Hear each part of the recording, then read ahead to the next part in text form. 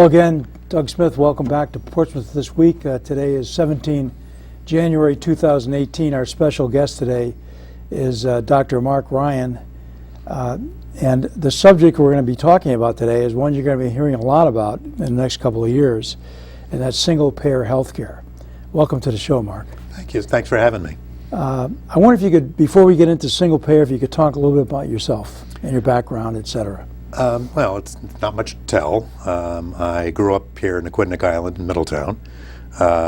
Went to high school at Portsmouth Abbey, went to college at Harvard University where I got a BA and more importantly met my wife. Went to medical school here at Brown, and then in 1991 we moved to Portsmouth and we've been here ever since. I should also mention you're on our town council. Oh yeah, right. Yes, and I have 3 children as well. You have 3 children as well. Yeah. Are they all Portsmouth school They all went graduates? through Portsmouth High School and then off into the world. That's good. Well, that's great. This is a complex issue, and I think especially with Obamacare, also known as the ACA or Affordable Care Act. Now, we thought there was some kind of Trump care evolving, but apparently that's always, one step forward, 2 steps back, it seems like. And a lot of people are talking, though, about single-payer health care. Can you just tell us what it's about? What is it about? So it's really all it's talking about is how do we fund our healthcare system.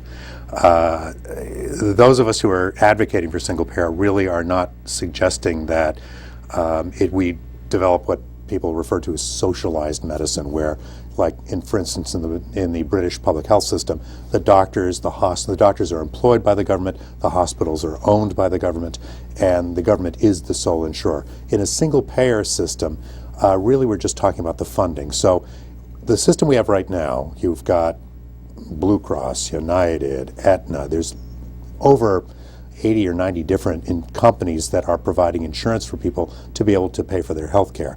With a single payer system, there's only one payer, and that payer is the U.S. government.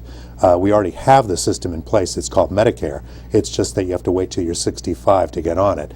In a single payer system, you're basically on it from birth. You're given a Social Security card, that's your insurance card, you're on single payer, you're on Medicare. Okay, it all sounds very simple, and it all sounds very logical. One of the issues I think has always been the connotation of socialism, like it's communist or something. It isn't communist, it's socialism. It's a different system. Yeah, the single payer, you can call it what you want, but we fund our military through taxes, and it's run by the government. Our highway system is funded by taxes and run by the government. So this is another system that would be nationwide and would be run by the government, as Medicare is now. Yeah, well, the funny thing is medical coverage is complicated, even though a few years ago we put the Affordable Health Care, ACA, Affordable Care Act into law, and theoretically that was supposed to kind of make it easier for everybody to get health care. Well, and it has. The ACA has done a couple of things. It provides some financial assistance for people with lower incomes who might otherwise not be able to afford private insurance. And then, of course, with the ACA came the Medicaid expansion, so that people with higher incomes above the federal poverty limit were now eligible to go on Medicaid. A lot of states, especially Rhode Island, took advantage of that. The problem is that the ACA creates a forum, these state exchanges, where people can go in and purchase health insurance. However, when you get into the exchange, there are still a plethora of different plans, and deciding which one fits you the best can be very, very difficult. There are various, there are gold plans, silver plans, bronze plans. There are plans with high deductibles, plans with caps, plans that have pharmacy benefits or little. And to ask people to try to decide among all of these various plans with their various stipulations is extremely difficult and really kind of unnecessary. So the ACA, it expanded coverage. We went from about 50 million people uninsured to about 28 million, but it will never achieve universal coverage. And it doesn't remove the complications in our healthcare funding system, which is this myriad of private health insurers. Yeah. Now, how would you go about doing this? I can't say anything go on that is worthwhile at the federal level right now with our current makeup of Congress and the presidency. What can we do about it here in Rhode Island? Can you actually do one of these, like in a state? Well, yeah, you could, and a number of states are actually now involved with single-payer statewide health insurance programs. We have two bills here in Rhode Island, one in the House, one in the Senate. They have to be reintroduced, so I'm not sure what numbers they will have this year. But we actually had Professor Gerald Friedman, who's the former head of the economics department at UMass Amherst, do a financial analysis for Rhode Island. And the numbers add up because we waste so much money in the way we administer healthcare right now that providing the efficiencies that a single-payer system provides would be enough to fund a statewide single-payer health initiative. We actually have precedent for this because that's how Canada did it.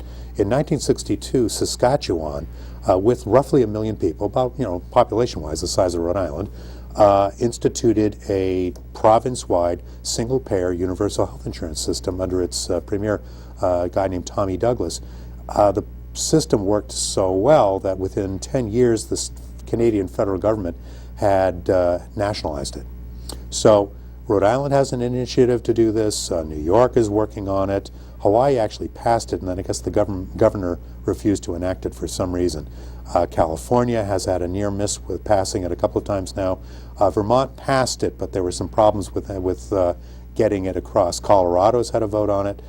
So I think, I think overall, at least 10 states have single-payer initiatives, single-payer legislation that's pending but hasn't been voted on. Okay, so in essence, what a single-payer system would do is you'd have one source of funding, and it would cut out all the different insurance kind of plans? Or Right.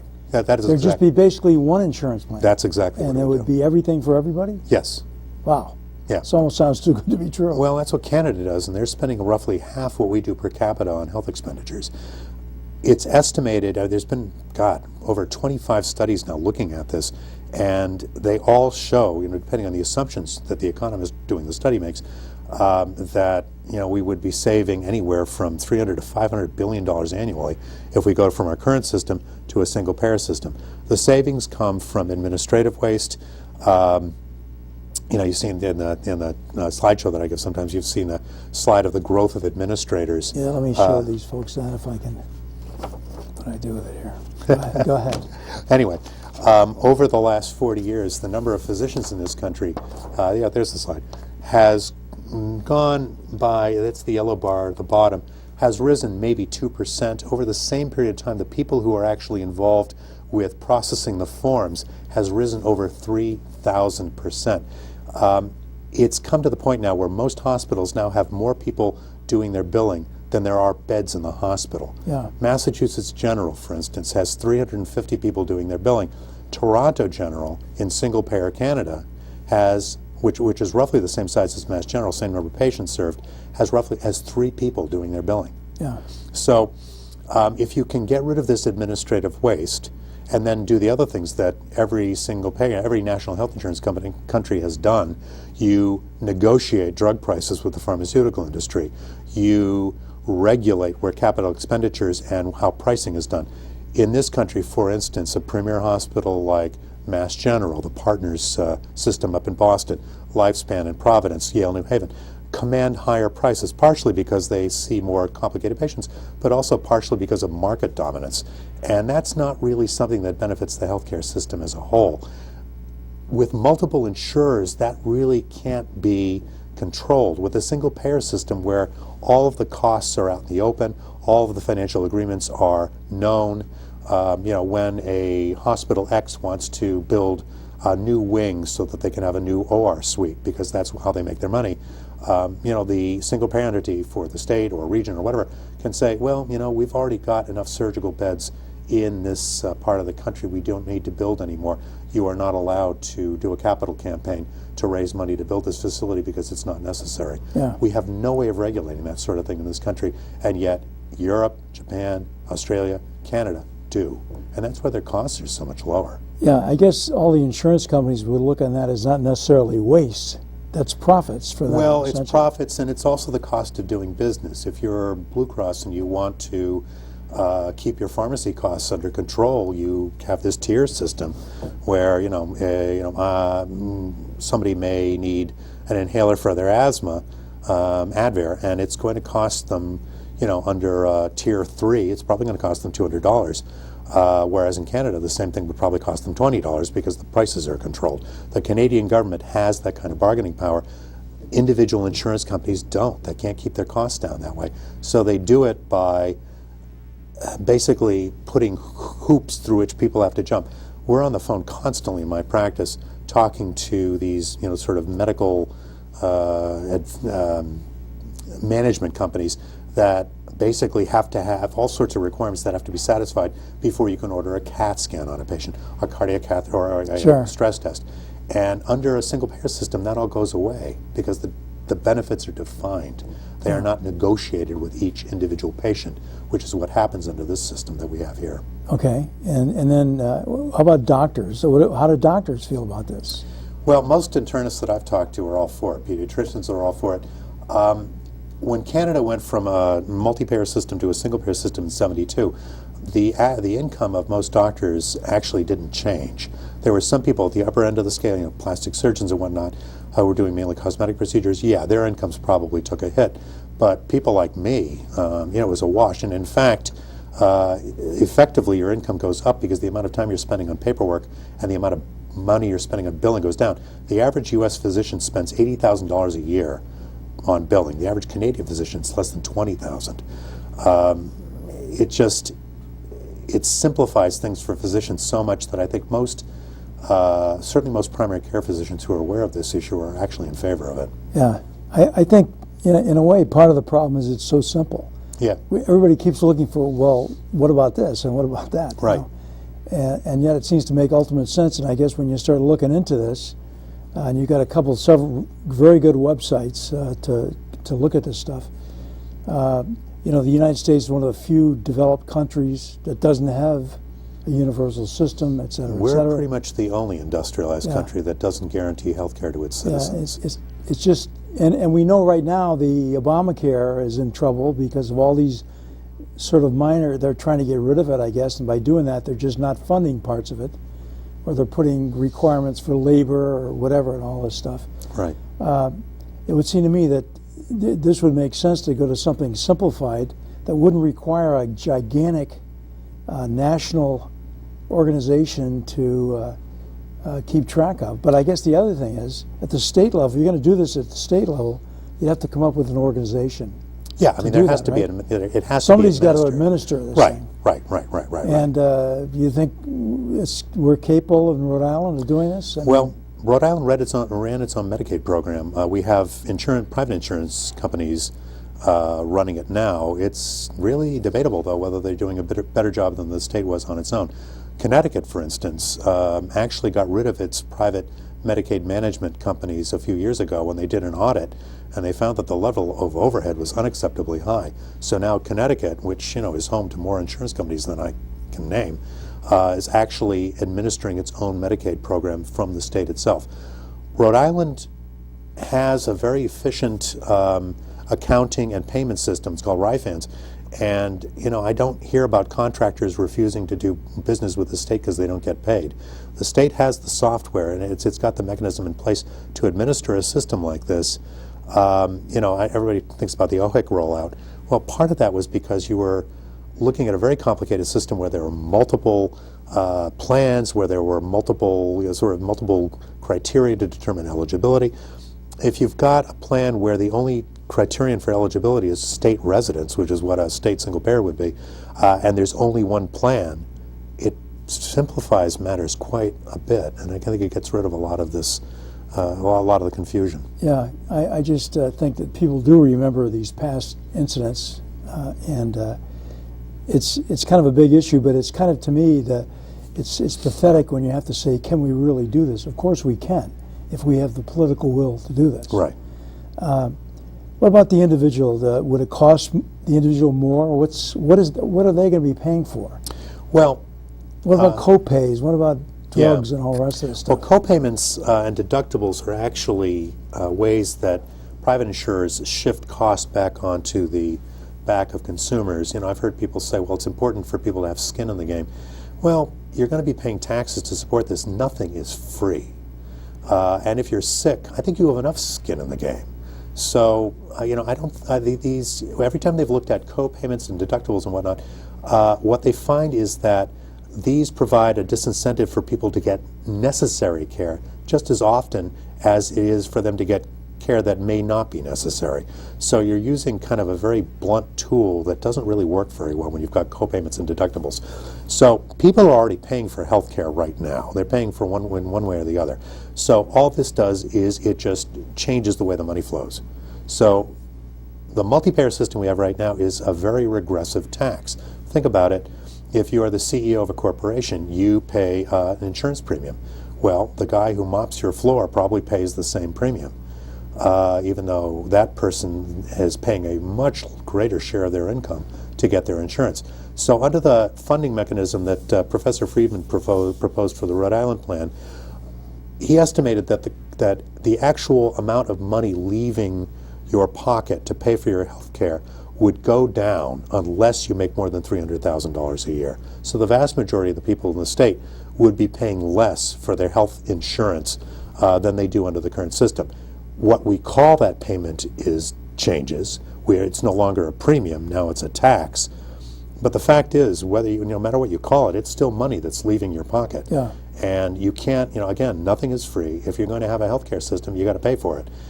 It's just that I think we need to figure out how to pay for it rationally rather than this very haphazard way that we're doing right now. So a single payer system in the state, everybody pays in a tax. The mechanism that Professor Friedman recommended, which we've proposed in our bill, would be a 10% payroll tax and a 10% tax on capital gains, dividends, and you know, other quote sources of unearned income, because these things, you know, mostly affect people with higher incomes. The reason why we put the payroll tax in there is there's another slide I use all the time. Over the last 40 years, if you look at real wages in this country and then compare them to inflation and then compare them to insurance premiums, Yeah. the rate of rise of insurance premiums far outpaces the rate of rise of real wages. Economists call this wage theft. We were talking to a guy who runs a business in Rhode Island the other day who pretty much said that without prompting, said, oh yeah, no, wages, the raises I would have given my employees have largely gone to the increases in the contribution we make to their insurance plan.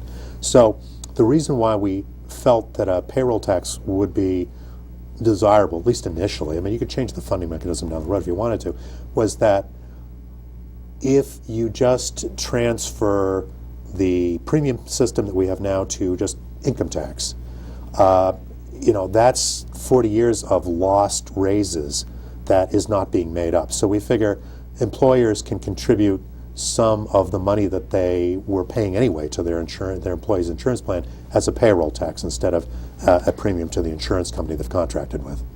Okay, so I guess the bottom line is, would it be more expensive for the average user No. than the current system? No, because we'd get rid of deductibles, we'd get rid of co-payments. The state would be empowered to negotiate drug prices. I was going to say drug prices. Pharmaceutical costs would be lower. We're 1 million people in the state of Rhode Island. We have bargaining power. So you want to vend your drugs in this state, the state has some say as to what you're allowed to charge. So for the vast majority of Rhode Islanders, and that's people making less than $300,000, they will see their costs go down because there's so much, you know, waste in the system. Yeah. You know, Friedman ran the numbers for us, and it's kind of a no-brainer. Yeah. I guess a big part of the problem, of course, is getting from here to there. Yeah. Yeah. You know, we've got all these changes going on up at the federal level, as I mentioned, to the Affordable Care Act, and Right. most of us don't know exactly what the impact of those are going to be. I'm not sure anybody in Congress knows exactly either, but That's a really good it's question. very scary. And something like this that comes along, it seems like almost a no-brainer, would certainly be worth pursuing. Now, those two bills that we have up at the State House, what do you think the chances realistically of those being passed? And do they actually establish a system, or do they establish a study to establish a system? Well, we'd prefer, the intent of the bill is to establish a system, a statewide single-payer universal health insurance system. Okay. That's the text of the bills. What's the likelihood they'll be passed? Not huge. I mean, they've got a number of sponsors. There's a lot of, there are a lot of people around the state are enthusiastically supporting it. If you go to the town hall meetings that our congressional delegation hold, there's always at least 15 or 16 people who stand up and ask them why we don't have national health insurance. So I don't know how representative a sample that is, but I'm seeing these people at every time I go to a meeting. So there's a lot of support in the population, I think.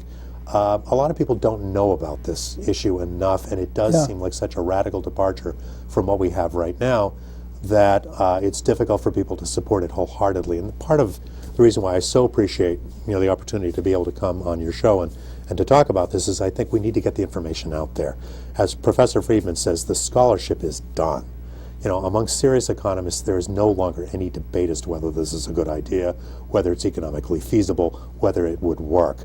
The problem now is to try to get the majority of people to understand what the system is, why it would work, and then to try to, basically move the political process forward.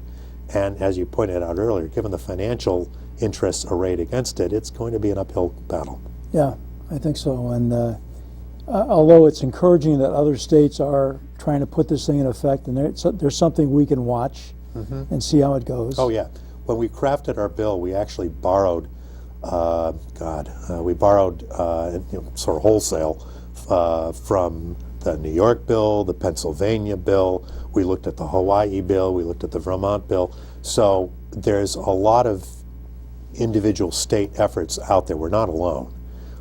It would be nice if Rhode Island could get across the finish line first. Think about it. You're trying to attract a business to Rhode Island. Come to Rhode Island. You don't have to worry about your employees' health insurance. Yeah. And for those of us on town councils, one of the big things we're constantly kind of fretting about is the rising cost of post-employment benefits, OPEB. That's largely health care. Under a single-payer system, OPEB vanishes, just goes away. Well, over 60-odd% or more, I guess, of the American public thinks that we should have a universal health care system. And you'd like to think that somebody might be listening up there in Washington or down there in Washington, D.C. I guess, like I say, the hard part is just trying to think it through and how you actually get there, and how it can actually work. I don't think anybody will argue that the current system is broken, and it's probably going to be even more broken. That's what the Congressional Budget Office tells us. Yeah. By 2025, the cost of an average health insurance plan for a family of 4 will equal roughly that family's 50% of that family's income. Yeah. By 2032, it'll equal 100% of that family's income. Which is, It's obviously this isn't a sustainable system. Yeah, I agree with that. And the thing is, so let's say we do this in Rhode Island, okay? What happens to Medicare and Medicaid and all that stuff? Is that still run out of the federal government? Well, they have to because they're federal programs. And Rhode Island gets matching funds from the federal government for every Medicaid dollar it spends. So that's one of the ways where a statewide program wouldn't be as efficient as a nationwide program. You'd still have Medicare funding coming in, which we would have to track and account to the federal government for how it's spent. We would still have Medicaid funding coming in. We'd have to account to the federal government for that one. You'd still have military retirees going to the VA system. You'd still have military retirees on TRICARE, another federal program, which I think you'd be crazy to want to give up because it works really well. So it would be more complicated than a national single-payer system would be, but it's even with all that, it's still doable and it's still more efficient than the system we have now. Yeah. Now, you kind of gave us an intro, because there's so much stuff to learn about. There is.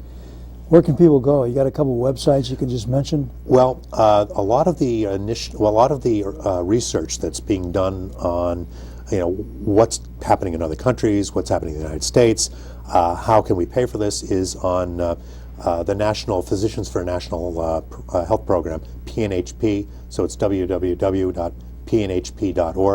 And then there's a state website that we're trying to get as much information onto as we can, which is an easy one to remember because it's just Rhode Island RIHealthcare.org.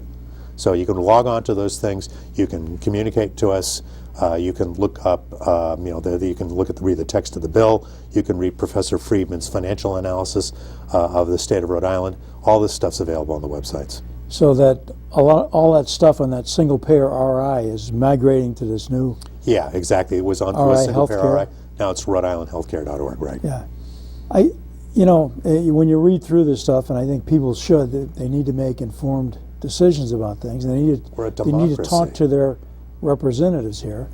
I think you guys have Jim Seveny on board. Yep, he's and- sponsoring. He's one of our sponsors. Okay, because the state legislation. if anybody can do it, he can do it.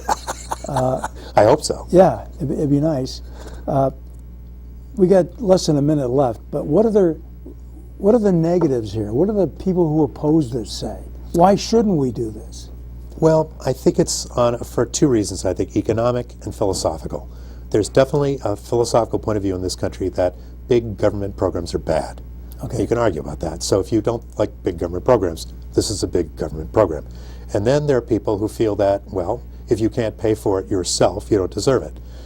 I'd like a Maserati. So this I is can't a buy cultural, social. It's a cultural, social thing, absolutely. And then there's, of course, people who have a direct financial interest in keeping the system as it is, Right. although there's not that many of those people, Yeah. but they control a disproportionate amount of income to spread their message. Mark, we're out of time. But thank you so much for coming on board here. It's my And pleasure. I hope we can get some more programs to get out to people to tell them about this stuff. Absolutely. That's it for me. I'll see you next time on Portsmouth This Week. Okay, just a reminder, Portsmouth will start their pay-as-you-throw program for the transfer station starting Thursday, February 1st. All non-recyclable trash will be required to be thrown into the trash pit and user-purchased special Orange Town pay-as-you-throw bags that will soon be available for purchase at many locations in Portsmouth and Bristol. Disposal of mixed recyclables and diversion materials like metals, yard waste, and books will remain as they did before and will not need the special bags.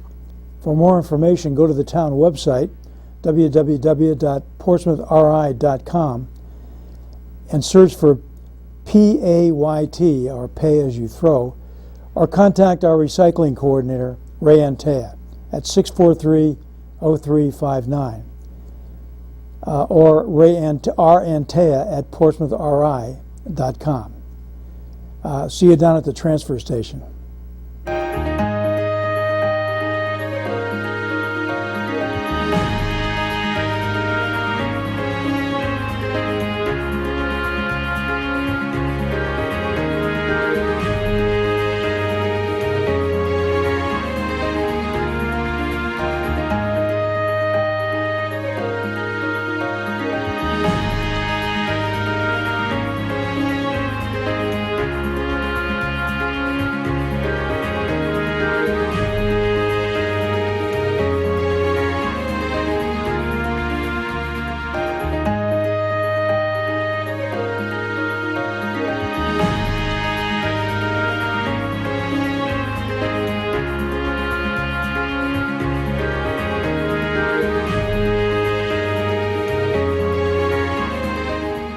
Okay, just a reminder, Portsmouth will start their pay-as-you-throw program for the transfer station starting Thursday, February 1st.